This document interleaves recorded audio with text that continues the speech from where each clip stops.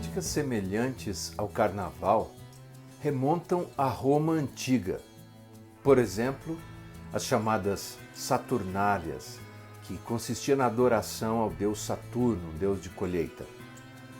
Eles tinham carros, uma espécie de carro alegórico, eles tinham desfiles, as pessoas ficavam nuas em cima desses carros, elas cantavam, essa celebração durava quase uma semana e, claro, bebiam, praticavam orgias.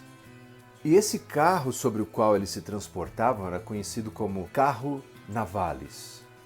Por causa da fonética ser semelhante com carnavale, ou seja, despedida da carne, essa é a ideia do latim, quando o império se converte ao cristianismo, há um esforço de tentar cristianizar tudo o que estava acontecendo ali, como se isso fosse possível.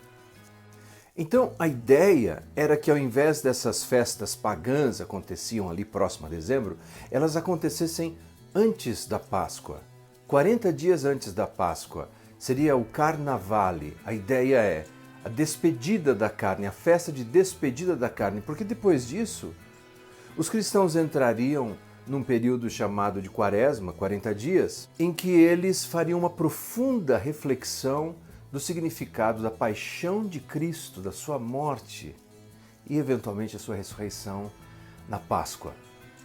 É claro que isso foi tão distorcido porque essa ideia de Carnavale, uma festa de despedida da carne, se tornou numa das práticas mais promíscuas que nós conhecemos. No Brasil, ainda no período colonial, o entrudo, no século XVII, era uma prática que, por assim dizer, era um carnaval embrionário aqui no Brasil, em que as pessoas saíam, jogavam urina e lama umas nas outras.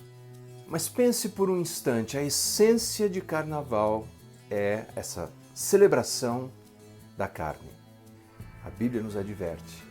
A carne, que é um princípio, que é a nossa natureza pecaminosa, é perigosa. As piores coisas que nós vemos acontecendo à nossa volta é por causa dessa inclinação que nós temos. E a voz apostólica já nos adverte. Caros irmãos, fostes chamados para a liberdade. Todavia, não useis da liberdade como desculpa para vos franquear a carne. Antes sede servos uns para com os outros, mediante o amor.